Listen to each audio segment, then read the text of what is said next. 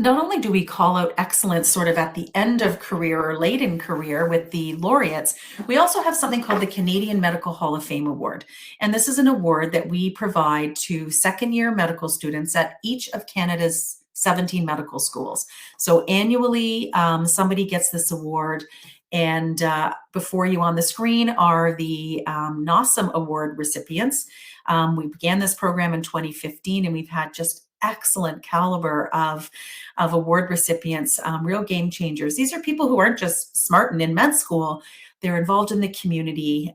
They're really, they're caring deeply about, the social determinants of health. And I think you're going to hear a little bit more about that later. So you can also check out their bios on our website. Okay, so enough about us, and now we want to turn it over to our partners at NOSM. To that end, I'm going to have Katie come on and welcome you from NOSM and introduce our keynote lecture. Over to you, Katie. Admissions and learner recruitment at NOSM University. As Lisa said, we are Canada's newest university and North America's first standalone medical university. I'm thrilled to welcome you all to Discovery Days in Health Sciences. We're so excited to be hosting this event in conjunction with our friends at the Canadian Medical Hall of Fame. Before we begin, I just want to take a moment to respectfully acknowledge that NOSM University's wider campus of Northern Ontario, where we live, learn, and work, is on the traditional homelands of the First Nation and Métis people. NOSM University has two main campuses. I'm in Thunder Bay, and this community is on the Robinson Superior Treaty Territory, and the land is the traditional territories of the Anishinaabe and Fort William First Nation people. On our Sudbury campus, they are on the Robinson Huron Treaty Territory, and the land is the traditional territory of the Atikameksheng and Wahnapitae First Nation. We're so grateful for the generations of people who have taken care of the land and recognize the ongoing contributions that they make in shaping and strengthening our local communities. So I would just ask each of you to take a moment to reflect on where you are and what you're grateful for.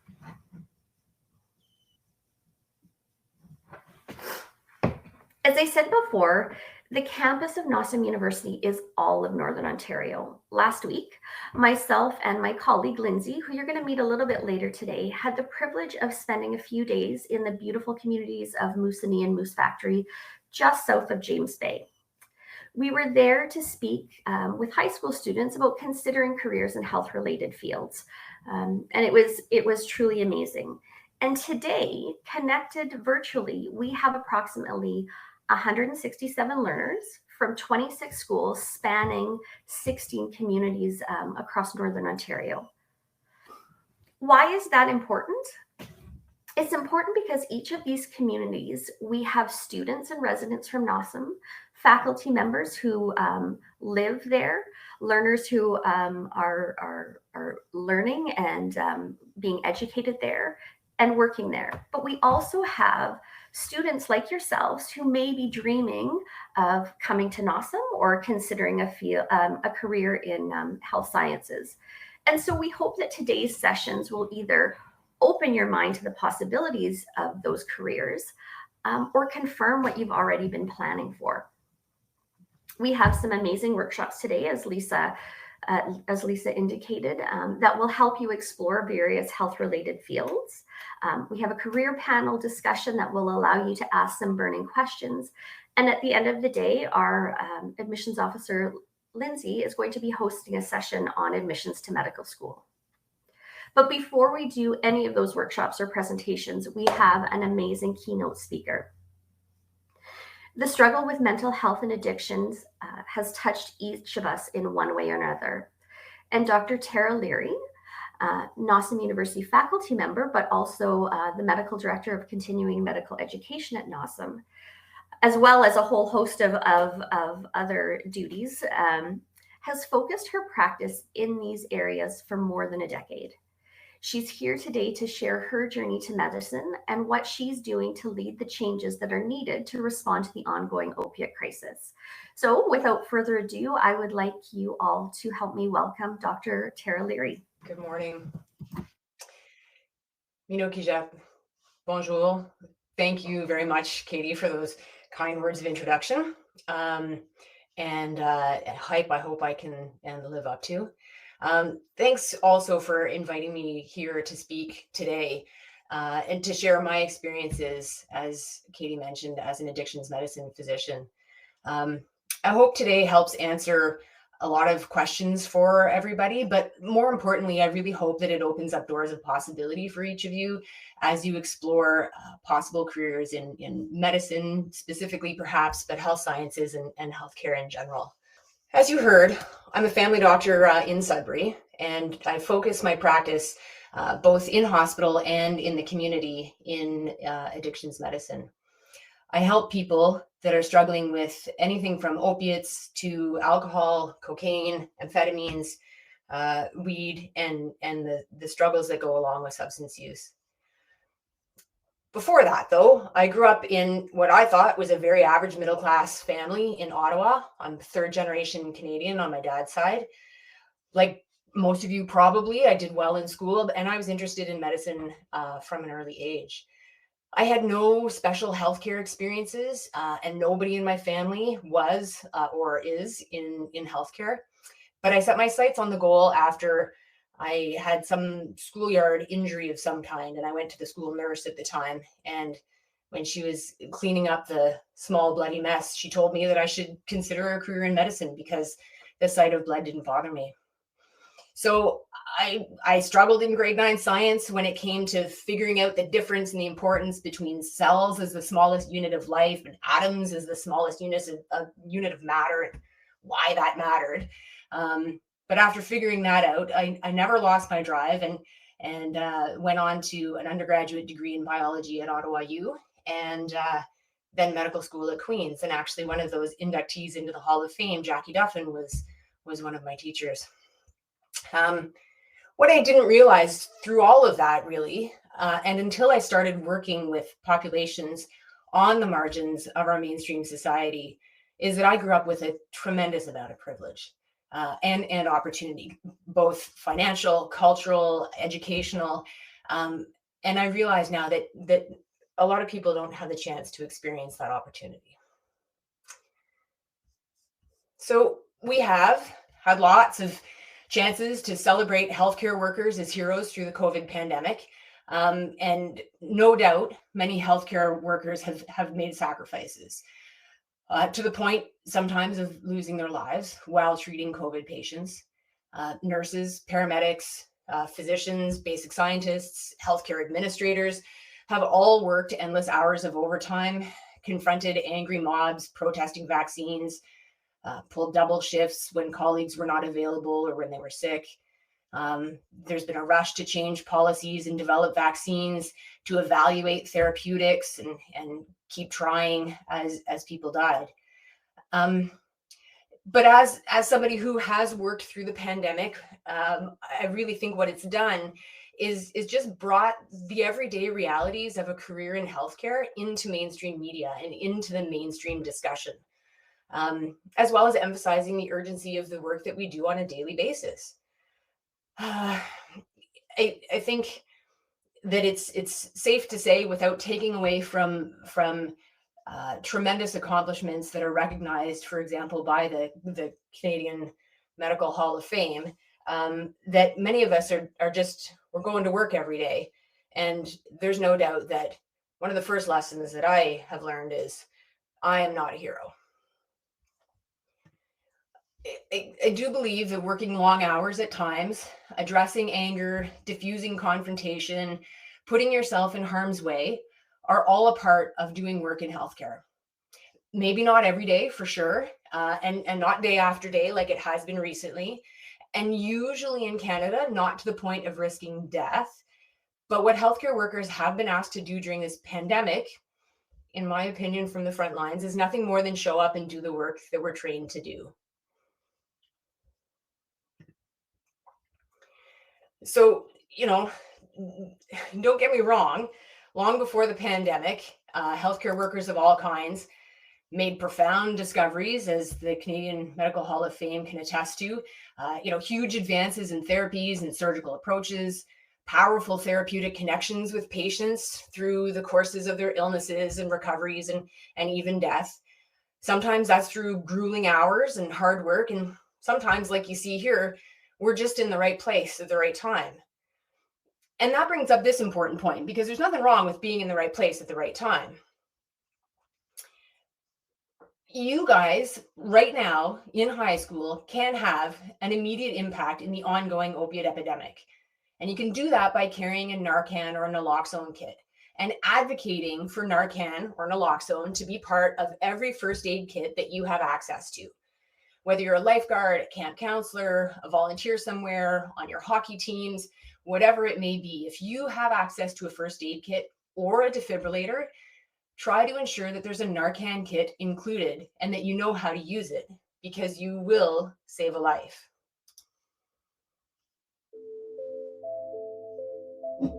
Naloxone is a medication designed to rapidly reverse opioid overdose. It can restore normal respiration to a person whose breathing has slowed or stopped as a result of overdosing with heroin or prescription opioid pain medications. How to recognize an opioid overdose? Small constricted pinpoint pupils, falling asleep or loss of consciousness, slow, shallow breathing, choking or gurgling sounds, limp body, pale, blue or cold skin. How to use Narcan. 1. Identify an opioid overdose and check for response. 2. If no response, administer Narcan through the nasal passages. This will not cause harm if not experiencing an opioid overdose. 3. Call 911 immediately, as additional support is often needed. 4. Try to keep the person awake and breathing. 5. Lay the person on their side to prevent choking. 6. Stay with the person until emergency workers arrive. To obtain Narcan to carry, please talk to your primary care provider or pharmacist. You do not need a prescription to obtain this overdose reversing medication. Please keep it room temperature. So, as you can see, using Narcan or naloxone is literally easier than CPR. There are dozens of TikTok videos, and as this one is, YouTube videos about how to use it. The nasal spray is the one that's available in Ontario as opposed to the injectable, and there are videos about both. But the principles of CPR also apply in treating an overdose, including calling 911 and putting somebody in the recovery position. In Ontario, we can get Narcan kits at any pharmacy, and you can get them at your local health unit as well. Please advocate for them to be available in every classroom and the main office of your schools, and next to, if not in, the first aid kits in your workplaces, your arenas, your camps. Your actions will have an impact. But seriously,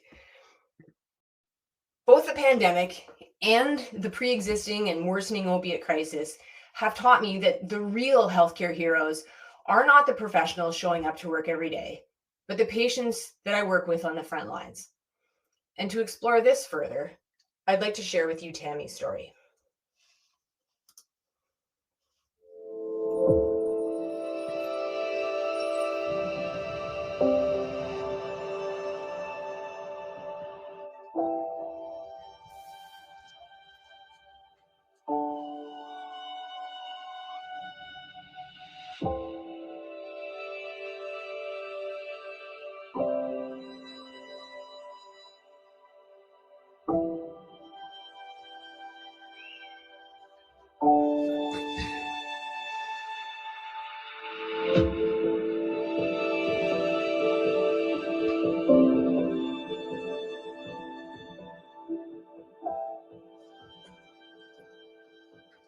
My background was really terrible. My parents drank every day.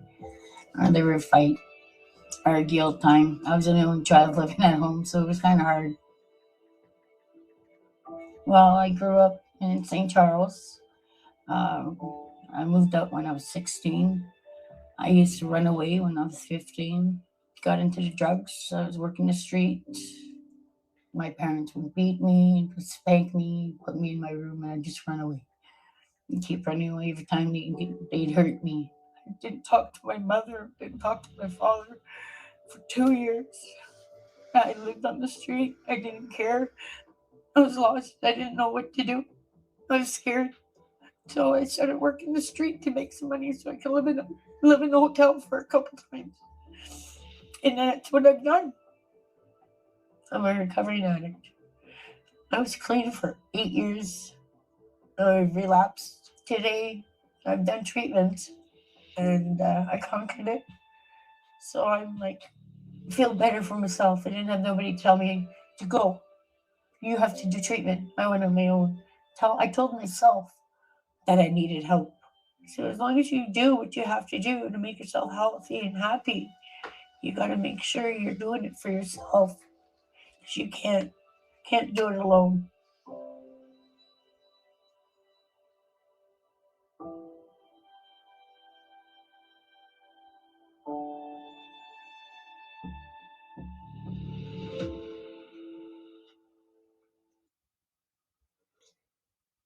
Tammy makes recovery from addiction sound pretty easy, but her obvious pain and her story impact or highlight the impact that early life experiences and later consequences can have on developing addiction and our ability to recover from it.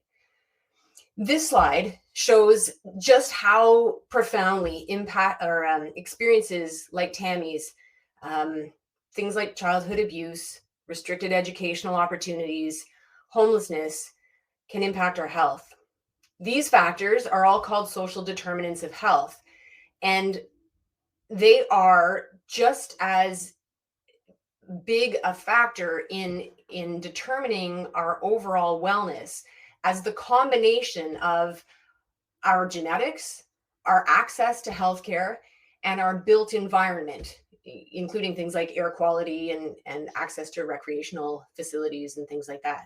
So all of those things, genetics, healthcare, where we live, are equal to what's going on at home and how we integrate or how we fit into society or how we're viewed by society, probably more importantly. The unifying factor that makes these social determinants of health such a huge influence is the cumulative suffering that's caused when people experience social inequality and disadvantage. Pain that people experience, the pain that's so obvious in Tammy's story, is more than just a physical sensation. It's as has been quoted, the condition that includes the response to coping with economic and social disadvantage. So let's look at the impact of just one of these social determinants of health, food insecurity. So just what exactly is food insecurity? Oops. Bear with me. Food insecurity, according to Statistics Canada, is the inability to access a sufficient quantity or variety of food because of financial constraints. And it's an established marker of material deprivation in Canada. It doesn't mean that you forgot your lunch or that you opt not to eat or that they ran out of bread when you were at the grocery store. It means we literally cannot afford to eat on a regular basis. So we go to school, we go to work, we go to bed hungry. As you can see from this slide, where the darkest blue line on the top represents the most severe food insecurity, this one single social determinant of health out of that whole list, this one alone increases the risk of all sorts of different chronic illnesses by anywhere from 1.5 to 3 times as much. Now, they don't include addiction in this graph, and these stats don't exist in the Canadian context specifically for addiction. But when you think about the buildup of stress from food insecurity, precarious housing, exposure to domestic violence, it's not surprising that people living at or near the poverty line are more at risk for developing addictions, and as well as things like high blood pressure, diabetes, and asthma. And let's be real, in addition to being at higher risk for developing an addiction, the substances themselves that people use, ranging from legal ones like weed and alcohol to opiates and cocaine, become accessible coping skills to numb physical and psychological pain, the trauma, and the suffering.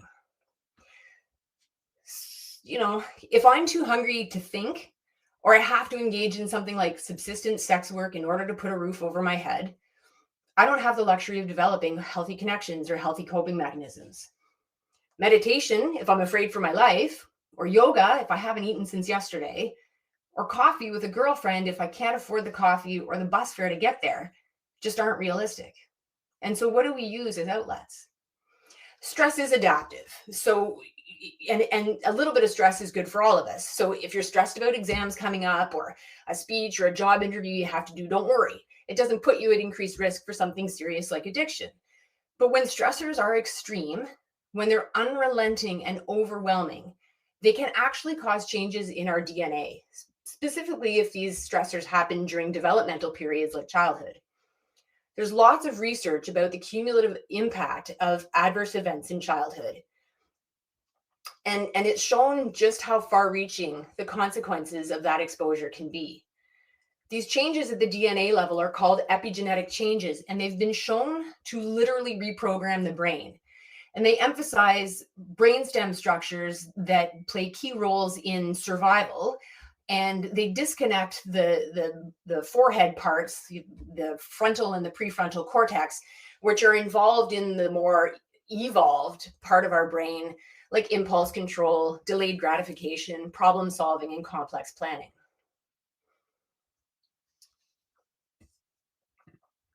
So again, when adverse childhood events are extreme, when they're unrelenting, and when they're combined without the buffer of healthy guidance or healthy outlets, the stress that we experience is now called toxic stress. And this impacts gene expression, setting the stage for multiple health problems later on in life. They can, however, be offset by strong, healthy relationships, but they can also be made worse if people are subjected to systemic stressors like racism, trans and homophobia, and colonialism when they're seeking to connect in their communities. Stigma around things like poverty, gender identity or expression, and mental illness, just as examples, impact the experiences that many people have in education, in healthcare, in the job market, and even at day camp or at Starbucks.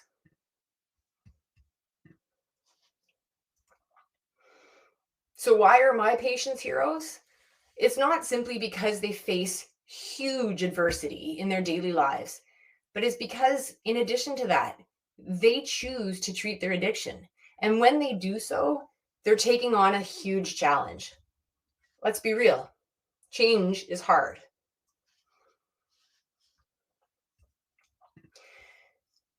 Lots of factors contribute to our ability to make change or even consider that we'd like to or need to make a change. I'm sure each of you can think of an example of a change that you're looking to make now or have wanted to make in the past.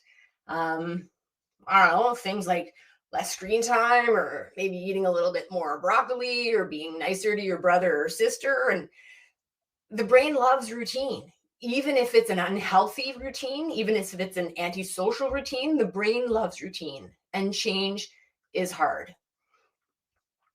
I had to look up the statistics, but the self-help industry, which includes weight loss and mindfulness and stress reduction and the whole gamut, the projected market share in 2024, so just a couple of years away, is almost $270 billion for people to be able to make change. Why? Because change is hard. So when we take somebody who's actively using substances, who's struggling with the cravings and the withdrawal that go with using, in addition to the fact that their brain's been altered by cumulative trauma and the mood-altering effects of the substances themselves, and we expect that they're going to be able to stop? The COMP behavior change model shows us all of the components that we need in place in order to facilitate behavior change. Not to make it easy, but just to make it possible. So let's walk through this with the expected target behavior being abstinence from substance use. First of all, are we even capable of making the change? Physically experiencing withdrawal, and for example, alcohol withdrawal can actually kill us. is bad enough. But if we're also dealing with factors like pain, hunger, sobriety can be pretty unattractive. Next, are we psychologically capable? Tammy talked about just doing it for yourself. But the cycle of use is also a cycle of shame and guilt over missed opportunities and fractured relationships. If on top of this, we also have things like PTSD, anxiety, depression, you can imagine, change is hard. These issues also need to be looked at in order to be successful if we're looking to quit. So in addition to capability, we need the opportunity to make change. Socially, that means change is more challenging if we're racialized, colonized, or stigmatized due to gender, religion, language, or anything. If we're surrounded by people with the same struggles in our family of origin, or our foster home, or our experiences in the criminal justice system, how do we rise above that? Psychologically, we have to have had the opportunity for character building experiences that have given us self-efficacy and self-esteem. These are totally separate from any underlying mental illnesses, the ones I've already mentioned, but also significant impact of things like bipolar disorder or schizophrenia. And lastly, how do we find the motivation to change? Internally, that can be impacted by the mood-altering effects of the substances that we're using. Weed, opiates, and alcohol, for example, are all downers. And remember the DNA changes that I talked about. They've switched us into survival mode, not long-term planning mode. So the internal reflective processes we need, like goal setting and delayed gratification and all that frontal lobe function, that's been damaged. And yet I work with people every day who seek to make that change. They start and sometimes restart the process of changing with far fewer resources than I have. And they do it week after week. In my eyes, that makes them all heroes. And I hope that as you move through school and on to post-secondary education, that you'll find inspiration in the everyday people that you meet and work with. And that inspiration drives you to find the heroism in all of them. Because I have the honor of working with the strongest, most inspiring people I know. And I'll leave you with Martin's story, because when it comes to healthcare heroes, I got nothing on him.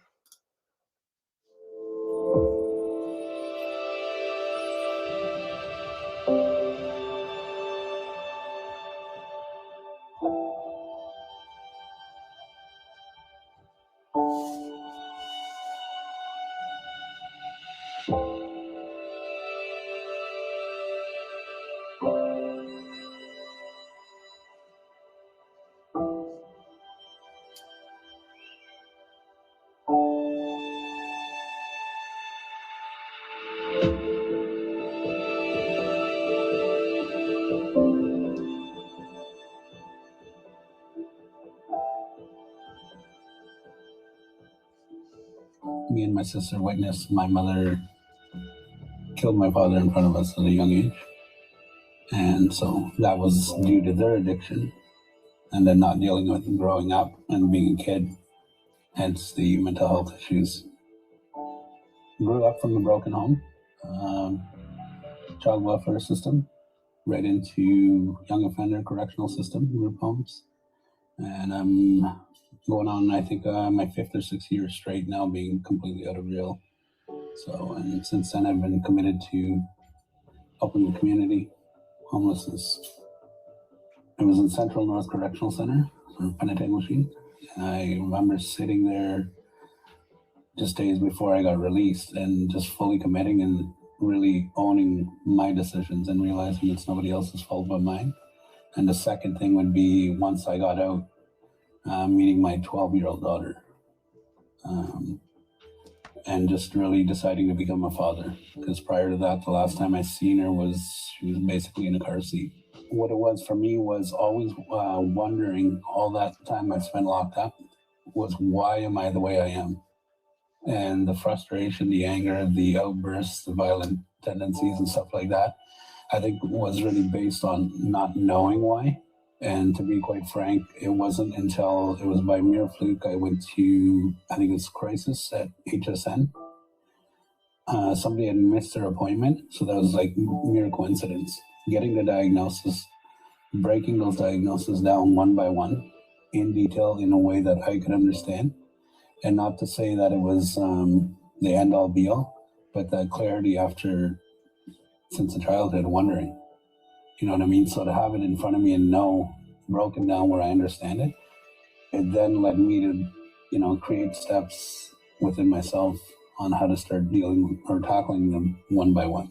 I remember for like a week straight telling the close people within my circle at that point in time of getting the diagnosis, it was just like a massive weight lifted off your shoulders, because you're not wondering no more. You're not asking why. You're not, you know what I mean? You're not, is it just me like this? Or so it was bittersweet. I think my passion is helping people, and I believe it's from knowing where I came from. And I think seeing the people in day-to-day situations like today, not just here in Sudbury, but all over, it just made me want to be a better person, I think, overall.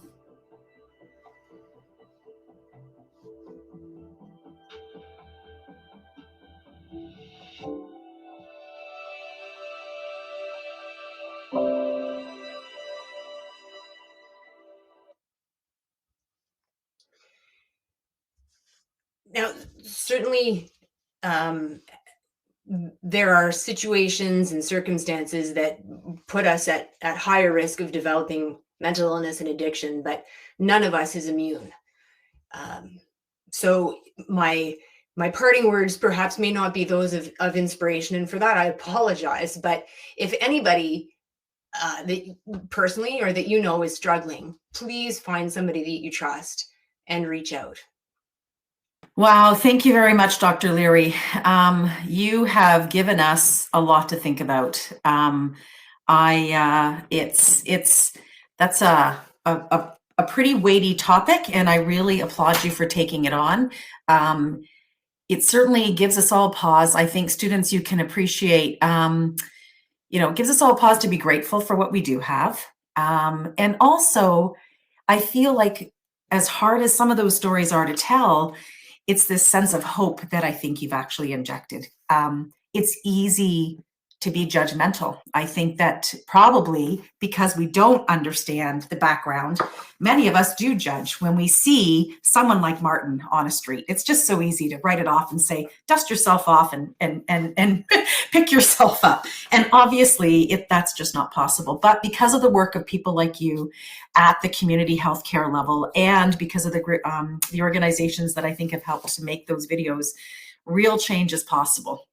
And you know what, students, I think that this is a shining example of the kind of real change that does happen every day, and that maybe you too can one day be part of. So thank you for that.